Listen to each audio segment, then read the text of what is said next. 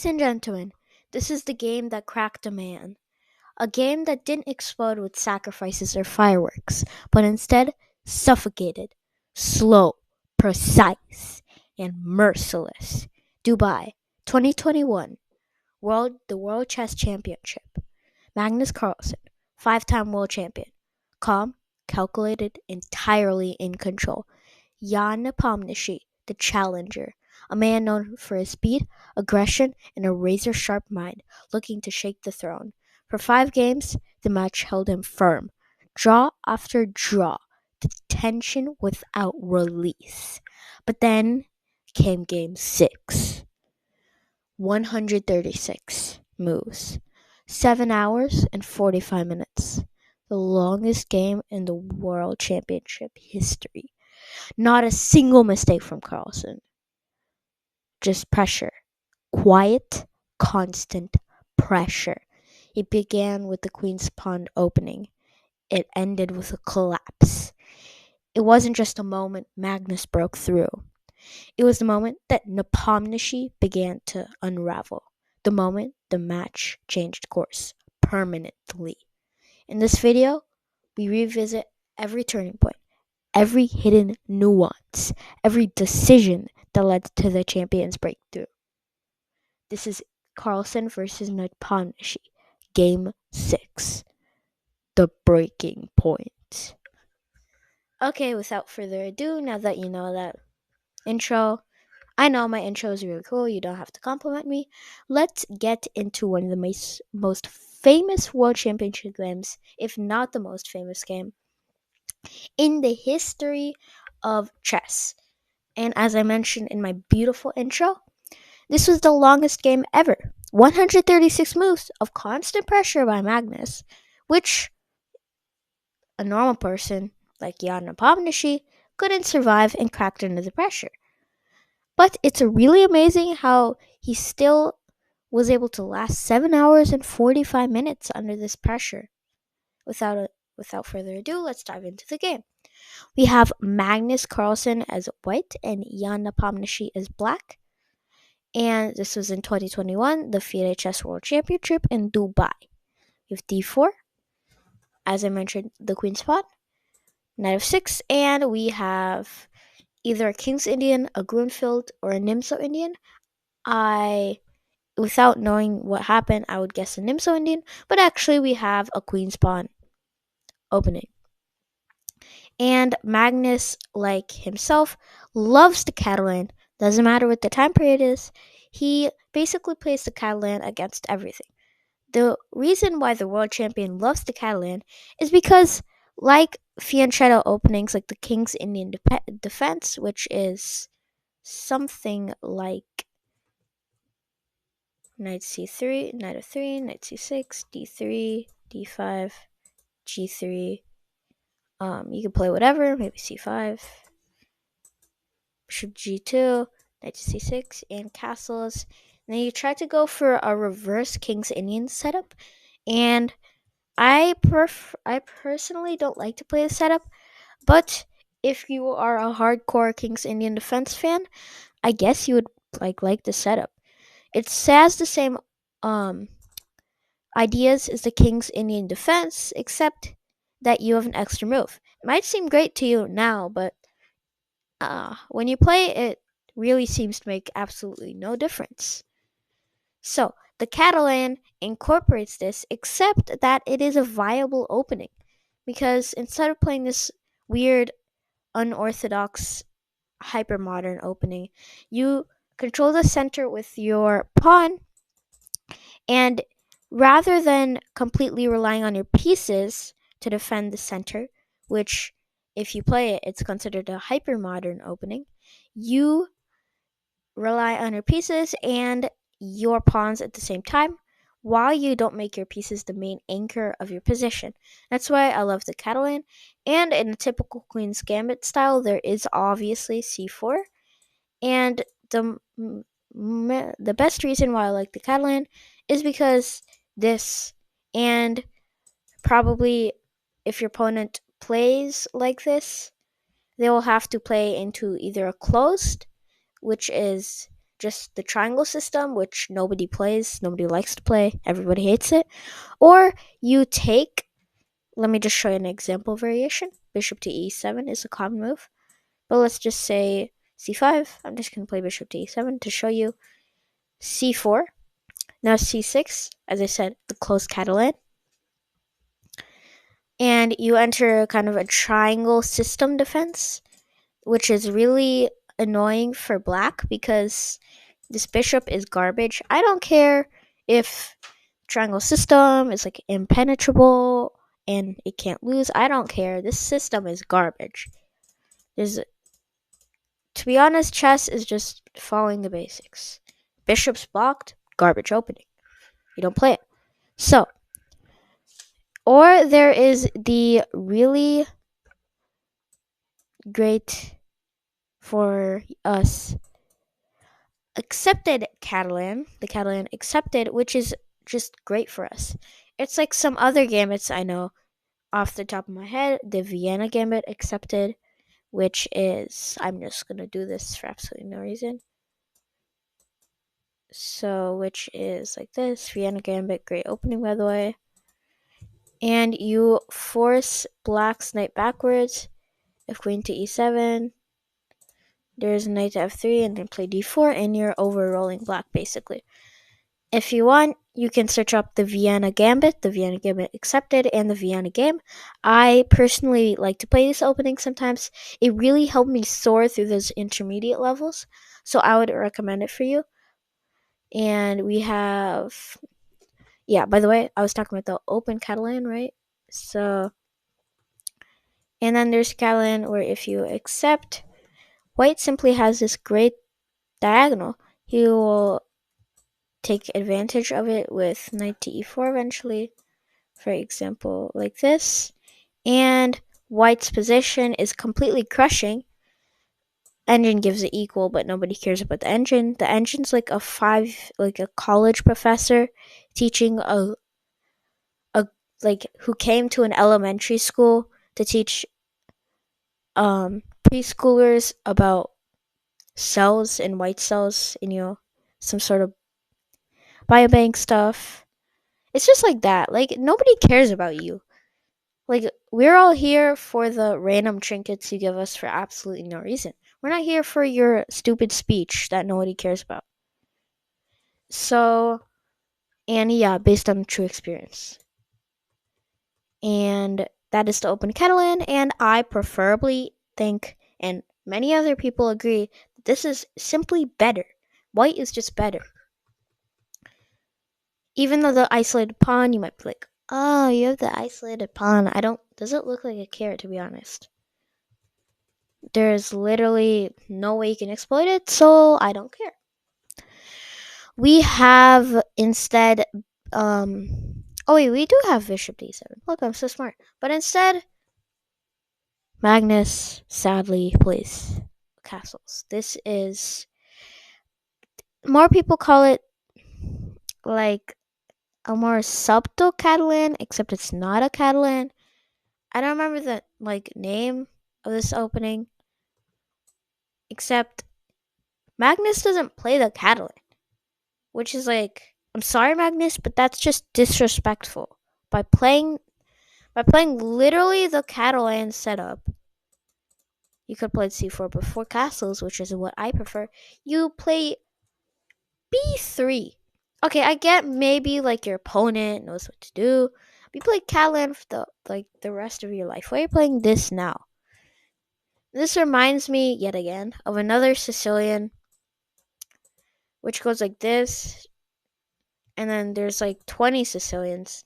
I love how, by the way, literally every move is considered a Sicilian. There's a3, the Megarni, b3, the Snyder, d3, the Alpin, c3, and then d3, some sideline, no, blah, blah. F3 doesn't suck, but F4 is the bad Grand Prix. There's G3, I think it's the closed. Then H3, I don't remember what's this called, but it's also sideline. And literally every pawn move except F3 is a Sicilian. Okay, so going back on track, I'm really getting out of track, but we have b3, and I'm like, Magnus, you gotta be better. Like, you played the Catalan, you made us happy, and then you made us sad. But okay, Magnus is Magnus. He's the GOAT. We can't do anything about it, sadly. c5, and Jan's like, okay, if you're not gonna play c4, then I'm gonna play c4, but for black. And the point of this, it's kind of like a counter Catalan. Like in the the Queen's Gambit, I'm going sidetrack again, but don't care. There is this interesting not that. There is this really interesting gambit with c5. It's really bad. Or there's the counter Alp, I don't remember. But it's like you take, and then it's kind of you take here.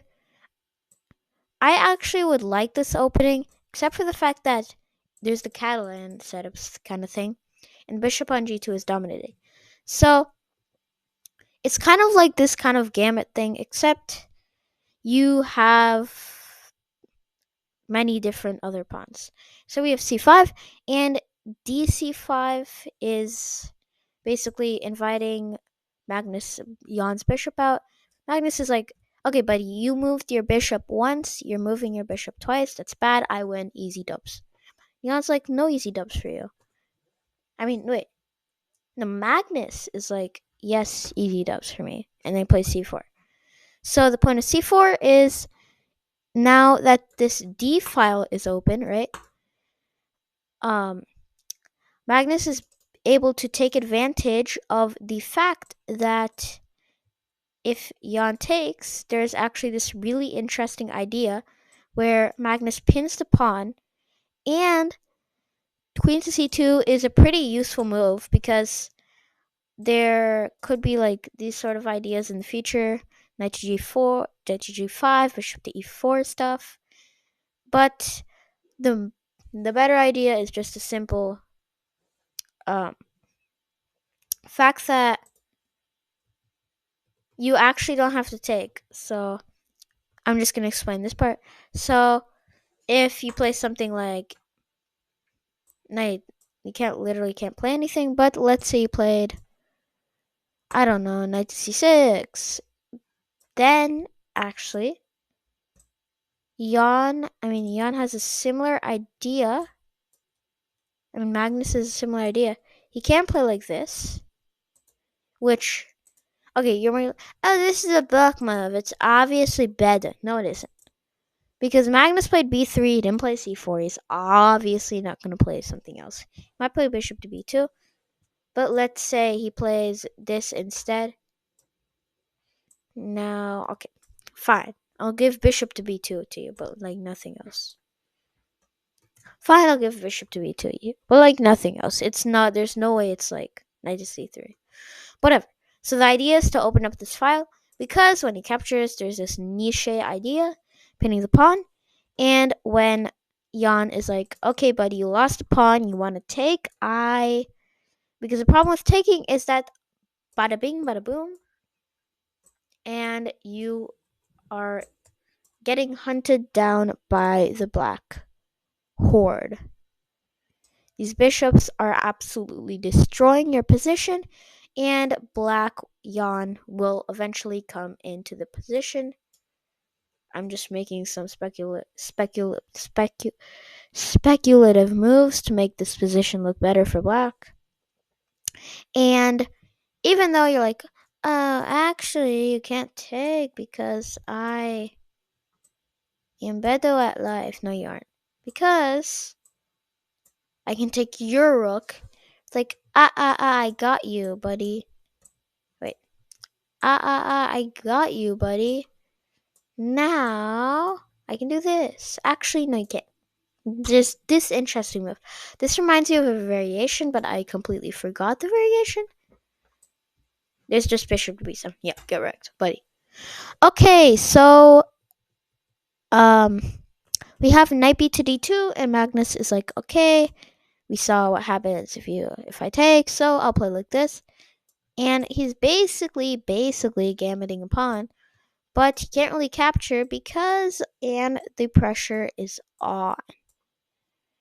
You might say like, it's not that bad. I mean, I could probably get through this. Well, you're playing Magnus Carlsen, and I don't think you can get through this. But on the other hand, this pressure is kind of, I would say, like some other authors, natural, and you are able to naturally play this position.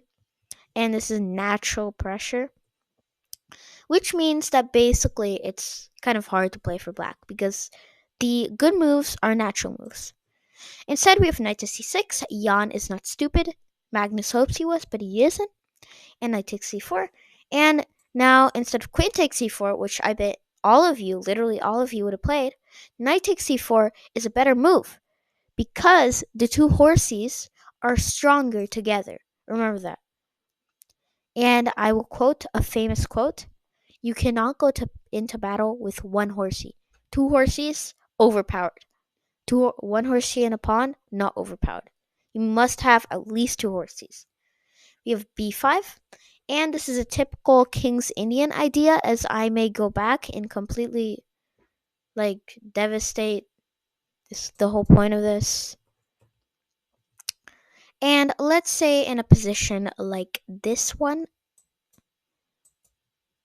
in a King's Indian of this sorts,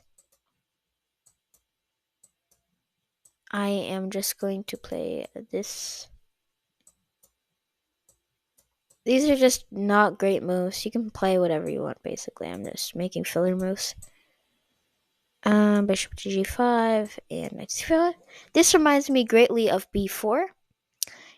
And like here, it's kind of the same but opposite. Usually you would play like in this position. Before playing that, I can't find the line. You would typically play a5 and then you would play it like that so that you could prevent b4.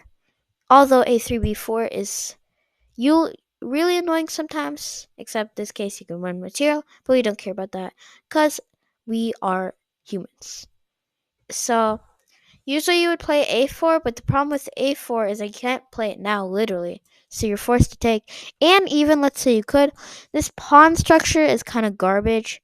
You have a backwards pawn, which is never, you might say, oh, I can really go forwards and not backward pawn. Well, right now I can't, and I don't care. Like your friends. We don't have friends, so I guess. Yeah. Knight c to e5, which is a nice tactic because if you capture discovery, and you do not want to get into this situation because there is a fork and you lose material. Instead, we have knight to b4, which is a counter smart idea. The idea is that it's literally attacking your queen and you can't move any pieces, and there is no way to do anything, so you have to move your queen. And now Magnus is threatening various discoveries. Not threatening exactly, but making threats. Bishop d7, simply preventing all the threats. And I love this kind of strategical idea, but the idea is that it's a pretty easy way to counter these annoying fianchettos. You have an open queen side and an undeveloped bishop. You fianchetto it without really fianchettoing it. Because to fianchetto, you take two moves. To normally develop the bishop, you take one move. To wait and then fianchetto, you take one move. So it's kind of a one move plus. And the idea is that it's not to battle on the diagonal and try to keep from trading. It's actually to trade. Because if this bishop is gone, this is kind of a more advanced lesson. Let's think about this position.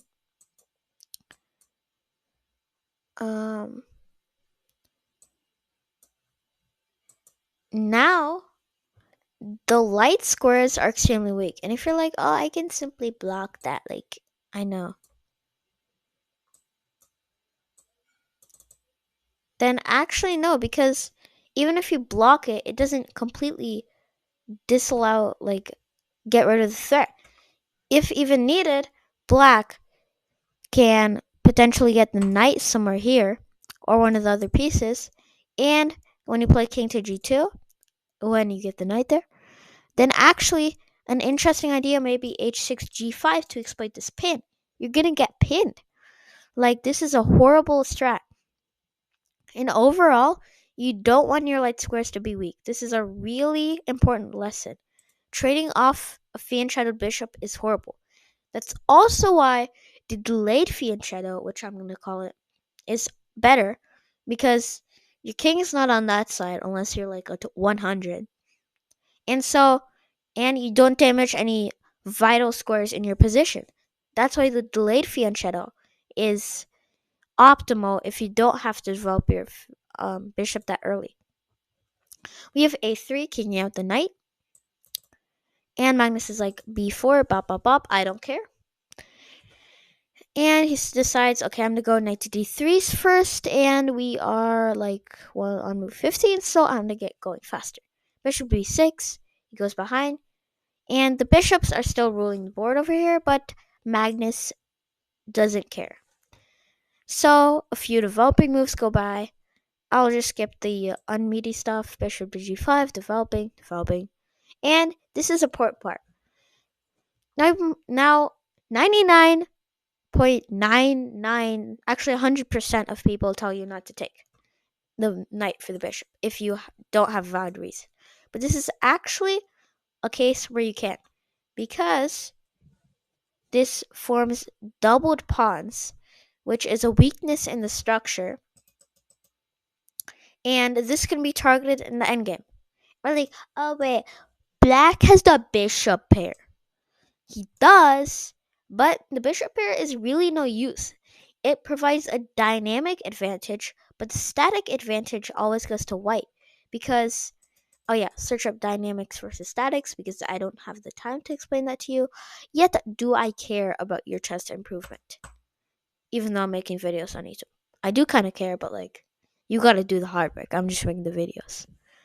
We have knight to g takes f6, opening up the king. Firstly, if you take here, you need physical and mental help. You are trying to play a game against the Magnus Carlsen. And plus, you have a structural integrity. You'll literally lose in probably 5 moves. So, but he doesn't trade. Game goes by. Jan hops into the center. And eventually, like I said earlier, in the delayed fiend shadow, trades off the fiend shadow bishop. And now the light squares are weak.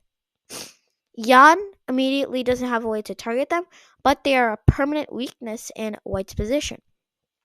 And Jan is crawling up on Magnus's position.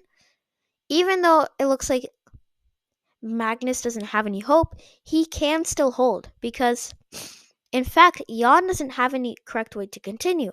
That's why he's playing slightly desperate moves like a5.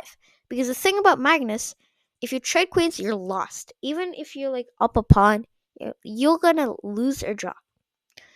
And eventually a few more moves go by of confusionness. It's basically Jan not knowing what to do exactly. And Magnus now puts the fuse down. He's like, you should never do this, by the way. If I were you, if you did this, I would consider it a blunder. This is literally a blunder. Bop. It's a blunder. But at high level, imbalances are usually mastered. And why I say it's blunder, you're like, oh, actually, the queen is only worth 9 points and 2 rooks are worth 10. And basically, if you do that, you're up 1 point on material. Well, actually, that's really wrong. The queen, in fact, is better, may I say, than 2 rooks. Because the thing about the 2 rooks is you have to be a master coordinator. You need to coordinate your pieces like they are literally cells in your body. That's why you shouldn't do these kind of exchanges. Keep the queen on the board. If you have a disadvantage, does it look like I care? I'm not playing that game. Keep the disadvantage. But do not do this. But Magnus is Magnus and he's 2800, so I can't really say anything. So queen to d5, attacking the pawn. Magnus is like, I, with my new rooks, do not care. And he starts kicking eventually Jan's pieces out. And this is one of the most complex endgames ever. Like, literally, everybody has studied this endgame. There's multiple courses on it, multiple chapters of courses on this World Championship, and specifically this game. This is one of the most complicated endgames of all time, and I am not explaining this to you because that one brain cell that is working 24/7 nonstop cannot understand this. So, we have h5. So, basically, I'm just going to summarize it. Jan needs to break through, right? He needs to break through or needs to hold against his pawn structure. And Magnus is actually needing to break through more because he, first of all, needs to keep his title. He probably won't stand for a draw since there were like 5 more draws before this. So he needs to coordinate his pieces excellently. His only problem here is that his knight cannot move, and therefore his rook is pinned, which can be solved with his king coming over, but that takes a few moves. So in the meantime, Magnus is not going to do this plan. Instead, he's going to play the endgame the old-fashioned way, which means I have to do more explaining. But basically, Jan is going to play like bishop to b2, and then queen to a2 or queen to b3 immediately, and target these queenside pawns and then queen. Magnus is going to take advantage of this pawn structure and play a move like rook to c5 and expose this a5 pawn and push the pawns on the king side. So it's kind of a battle of who can exploit what side first. And we have the endgame, so we know that Magnus obviously wins, but not as a spoiler, we shall look at the rest of the game. King to h2, simply getting the king safe from any last ring checks. Bishop to b2, you cannot take with the rook because the knight is hanging. You cannot take with the knight because the rook is hanging. So, rook to c5, Magnus employs his idea, and queen to d6. Because if you play either of these immediately, you are going to get exposed by a free knight. So you have to play this, keeping the pressure, and now Magnus goes into pressure mode. Back. You might be like, the free pawn? Why did he take that free pawn? Because Magnus's rook is now actually trapped. Literally, this is how complex this endgame is. If you're like, oh, I can just take here. Well, actually, you can, but you run into this kind of complex endgame stuff, and this pawn is hanging. If you target this pawn, you lose this pawn, and as I was talking about earlier, your piece coordination is horrible right now. And you lost a rook actually due to your piece coordination. That's why you don't take. But okay, you probably will. Anyway. Rook to d1. The idea is that now he can take on b2 and defend the rook. So he's threatening the bishop.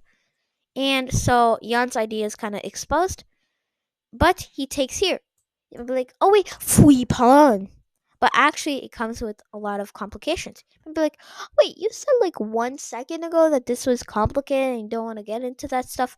Well, actually, it's slightly different because this pawn cannot be captured yet or targeted because it's defended by multiple pieces.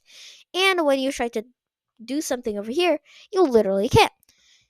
And Jan tries to be smart. He tries to block off the rook from this, but now his pawn structure is kind of really garbage and can be easily targeted. Rook to c2, bringing the rook back, and now rook to a2 is threatened. Queen to d5, preventing this move. No apparent reason why you can't play any other move, like queen d6. It's just a simple move. Trust in the process. So we have rook d to d2, and now there is going to be some discovery threats, plus the added threat of rook to a2 again. Queen to b3, taking care of any discoveries, but rook to a2 is now allowed, yet the bishop is defended. So we have rook to a2, and the bishop is defended, but pressure is put, and when you try to expose the white knight, it simply moves over here with a fork on the 2 pieces, but he has this move luckily, and You can't take here because of here. And actually, Magnus's rooks are harmoniously coordinating, and Magnus has the upper advantage. Instead, we have queen to b3. So now he's redefending all the pieces. Rook to a to c2, simply putting this piece attack. Threatening rook to c3. Bishop to f8. This is just kind of a flexing play, any other bishop move. Except bishop to f8 is, I guess, the safest. And now Jan is going on with this plan. They're like, Magnus, where's your plan? Well, actually, his plan is preventing Jan's plan, firstly. Knight to c5, just gaining a tempo on this piece. And trying to gain pressure on this pawn. We have queen to b5. He is attacking. He is just simply defending. Knight to d3, bringing the knight back.